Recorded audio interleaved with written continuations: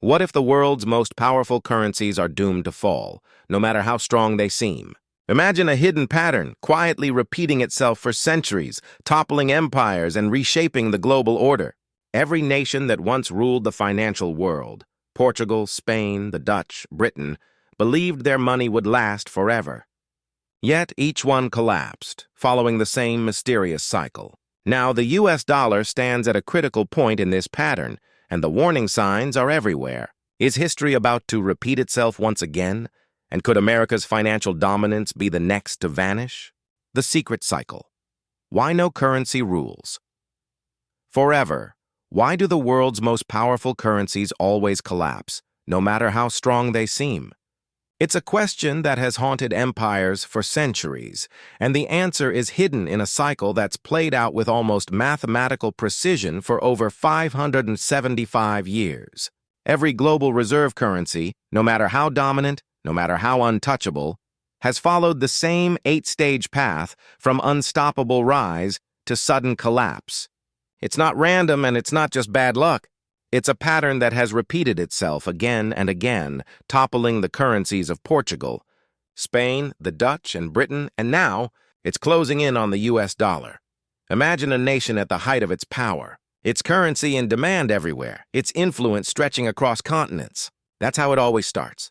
The world needs its money for trade, for reserves, for buying everything from oil to gold. This privilege creates an artificial demand, letting the dominant country live beyond its means, borrow cheaply, and export its inflation to everyone else. But this power comes with a hidden cost. Over time, the nation overextends itself, taking on commitments it can't afford, running up debts that keep growing, and eventually, it turns to money printing or debasement to fill the gap. Inflation creeps in, trust begins to erode, and the world starts to look for alternatives.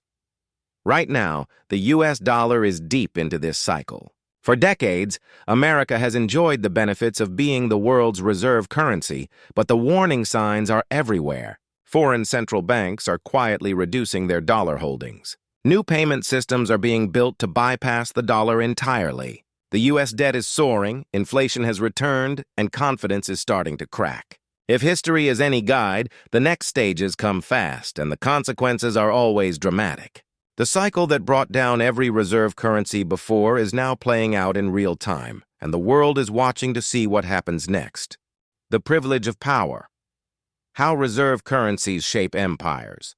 A reserve currency isn't just money, it's the ultimate economic weapon, a tool that lets one nation shape the world's financial system to its advantage. When your currency is the one that global banks and governments hold in their vaults, and the one that international trade is conducted in, you gain a privilege that goes far beyond simple wealth. Every country needs your money to buy oil, gold, and other essentials, creating a demand that has nothing to do with your actual productivity.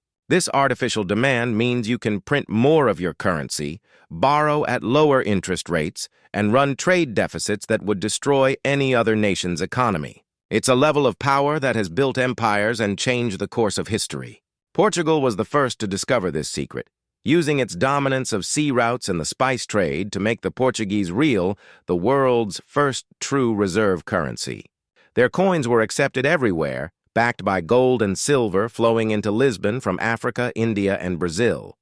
But Portugal's reign didn't last. Spain took the crown next, fueled by unimaginable silver wealth from the Americas. The Spanish dollar became the global standard used from China to Europe, and Spain's empire stretched across continents.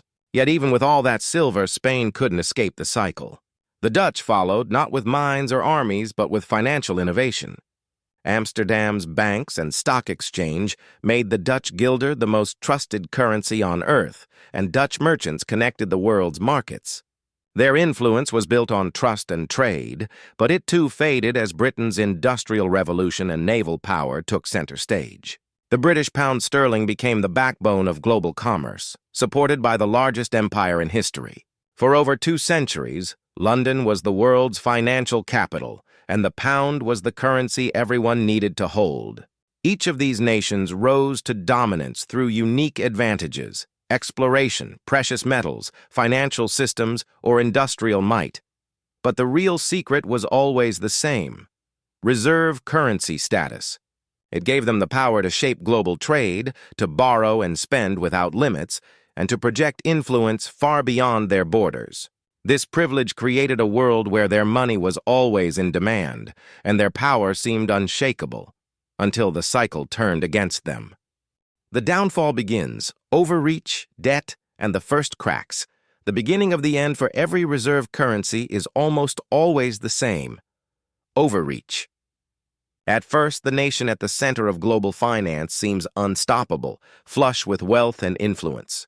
But the privilege of reserve status breeds a dangerous confidence. Portugal, for example, tried to maintain a sprawling empire with a tiny population, stretching its resources thin across continents. Spain, flush with silver, fought wars on 4 fronts, convinced its riches would never run dry.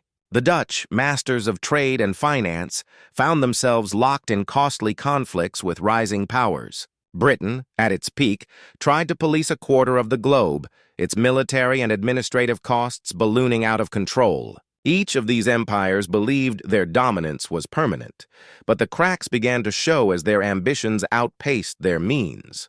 The first sign is always the same: debt. Maintaining far-flung armies, defending trade routes, and funding endless wars or colonial outposts costs more than even the richest empire can afford. To keep up, these nations borrowed, first from their own banks, then from foreign lenders, and finally from anyone willing to take the risk. What starts as temporary borrowing soon becomes a permanent fixture. Deficits pile up year after year, and the government's promises to pay become less and less credible. The numbers get bigger, but the underlying strength gets weaker. The illusion of endless wealth begins to fade as the bills come due. Portugal mortgaged its future for quick cash. Spain defaulted on its debts multiple times. The Dutch watched their financial edge slip away, and Britain's war debts after 2 world wars left it a shadow of its former self. The pattern is unmistakable. Overextension leads to debt, and debt leads to vulnerability. The world starts to notice. Investors and rival nations begin to question whether the dominant power can really keep its promises. The first cracks in confidence appear, and the cycle that once seemed unbreakable starts to unravel. The downfall doesn't happen overnight, but once the process begins, it's almost impossible to reverse. The empire that once set the rules for the world finds itself struggling just to keep up, and the privilege of reserve status starts to look more like a curse than a blessing. The breaking point: money printing, inflation, and lost trust. When the debts pile up and the promises can't be kept, every empire faces a moment of reckoning. The easiest way out always seems to be creating more money, whether by mixing cheap metals into gold coins, expanding credit beyond what's sustainable, or simply printing new bills. Portugal diluted its coins with copper, hoping no one would notice the gold was fading. Spain, desperate to fund endless wars, debased its silver currency until merchants weighed every coin in suspicion. The Dutch, unable to keep up with mounting costs, let their banks lend far more than they could ever repay. Britain, battered by 2 world wars, abandoned the gold standard and printed pounds to cover the gaps. Each time, the result was the same: inflation.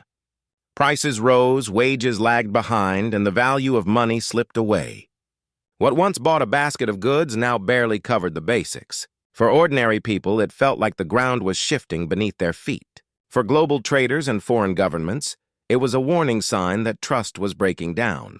The world's faith in the reserve currency began to erode, and confidence, once the bedrock of the system, started to crack. Merchants demanded payment in more stable alternatives, and central banks quietly shifted their reserves. The privileged nation, once able to borrow and spend without consequence, suddenly found itself facing higher costs and fewer willing partners. The illusion of endless prosperity vanished as inflation exposed the weakness at the core. The breaking point always comes when the world decides it no longer wants to hold the currency that's losing value. Alternatives emerge. Spanish silver replaced Portuguese gold, Dutch guilders took over from Spanish coins, British pounds edged out the Dutch, and eventually the US dollar dethroned the pound. Each transition was triggered by the same loss of trust, as the world's traders and leaders realized they needed something more stable, more reliable, and less vulnerable to the whims of a desperate government. The moment the world starts seeking alternatives is the moment the cycle accelerates, and the old reserve currency's days are numbered. The inevitable shift. New currencies rise, old powers fall, as trust in the old reserve currency fades. History shows that new powers are always waiting in the wings, ready to seize the moment. When Portuguese gold lost its shine, Spanish silver flooded the world, backed by the riches of the Americas and a growing empire. But Spain's dominance didn't last forever. Soon, the Dutch, with their innovative banking system and global trading networks, made the guilder the currency of choice for merchants from Asia to the Americas. The Dutch era, too, was overtaken by the rise of Britain, whose industrial might and naval supremacy turned the pound sterling into the backbone of global commerce for over 2 centuries. Each time, the shift was more than just a change in currency. It was a transfer of power, influence, and economic privilege. The old reserve currency, once the world's most sought-after asset, suddenly became a liability. The issuing nation could no longer borrow at will or export its inflation. Living standards fell, debts became crushing, and the illusion of endless prosperity shattered almost overnight. Today, the same forces are gathering around the US dollar. For decades, the dollar has been the world's anchor, but cracks are appearing. BRICS nations, Brazil, Russia, India, China, and South Africa, are building new payment systems and forging trade deals that bypass the dollar entirely. Central banks are quietly reducing their dollar reserves, and countries like China and Russia are leading the charge toward de-dollarization. Even longtime U.S. allies are exploring alternatives, hedging their bets as America's debt climbs and inflation lingers. The world's share of dollar reserves has dropped sharply, and new contenders are emerging. The Chinese yuan is being used for oil deals. The euro remains a strong regional player, and digital currencies are gaining traction.